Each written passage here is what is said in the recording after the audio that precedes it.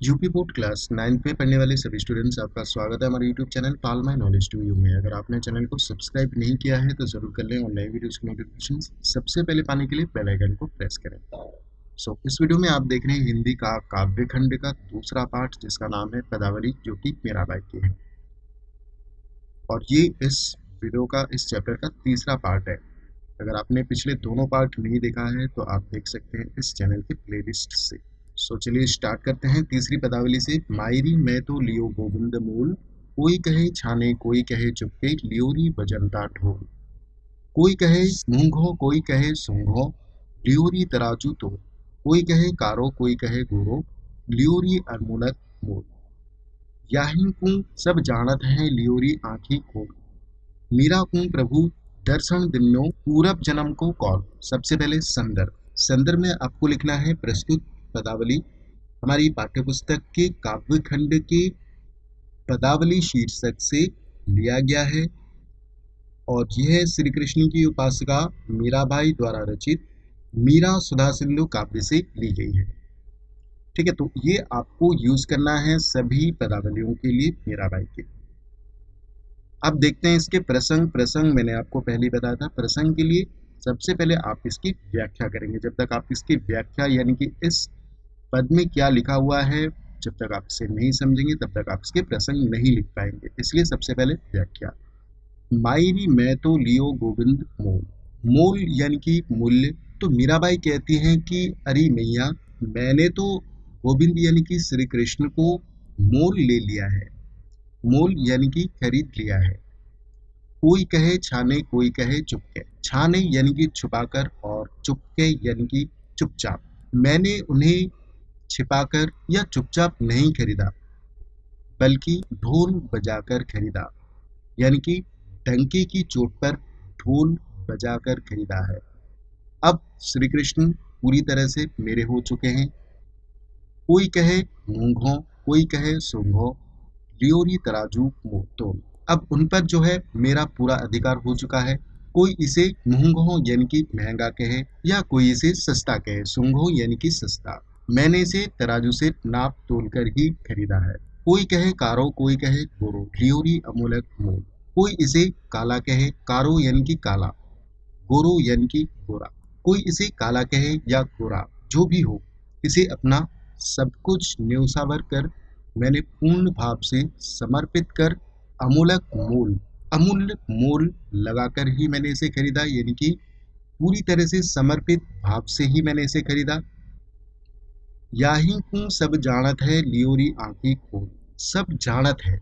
सब यानी कि लोग चाहे कितनी भी बातें करें, कितना भी जाने, पर सच्चाई ये सभी याहिकू यानी कि इसे जानते हैं कि मैंने इसे आंखें खोलकर खरीदा है। आंखें खोलकर खरीदा है। आंखें खोलकर यानी कि देख परख कर। लियोरी आंखें खोल, आंखें खोलकर यानी कि आंखें खोलकर नहीं, आंखें खोल यानी कि देख परख कर ही लिया है।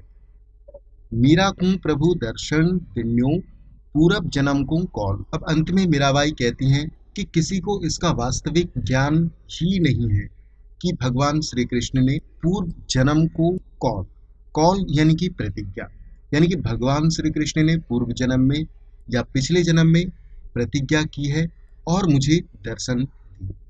अब आप इसके प्रसंग लिख सकते हैं। मीराबाई कहती हैं कि भगवान श्री कृष्ण को बहुत सोच विचार कर खरीद लेने के बाद वो ये सोचते हैं कि अगर कोई इसे काला कहे, गोरा कहे, लेकिन इसे उन्होंने आंखें खोल कर लिया है, बहुत परख कर खरीदा है।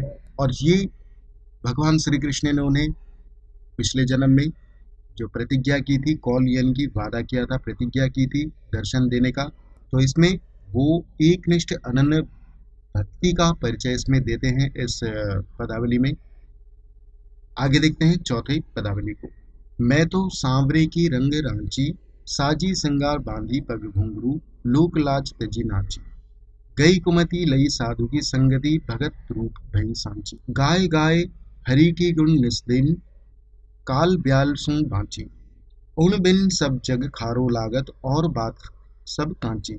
मीरा श्री गिरधर लाल सुन, भगती रसीली चांची। तो इसमें संदर्भ आपको सेम लिखना है जैसे पिछले 3 पदावलियों में आपने लिखा है वैसे ही, जैसा मैंने बताया वैसे ही आपको संदर्भ लिखना है। और प्रसंग, सबसे पहले इसकी व्याख्या देख लेते हैं। तो मीराबाई कहती हैं कि मैं तो सामरे के रंग में रांची, रांची यानी कि रंग जाना। तो मीराबाई कहती हैं कि मैं श्री कृष्ण की भक्ति में ही रंग गई हूँ, श्री कृष्ण के रंग में रंग गई हूँ, और उनके प्रेम में स्वयं बनकर, भली भांति सजाकर, और पग घुंघरू, पैरों में घुंघरू बांधकर, लोक लाज तजी नाची, लोक लाज तजी यानी कि त्याग कर, लोक लज्जा, इन सबको त्याग कर नाचने लगी हूँ। गई कुमति लई साधु की संगति, भगत रूप भई सांची, साधुओं की सत संगति से मेरा कुमति यानी कि अज्ञान या दुर्गुण, गई यानी कि दूर हो गया है, भगत रूप भई सांची, भगत रूप यानी कि भक्त का रूप बिल्कुल सच्चा हो गया है।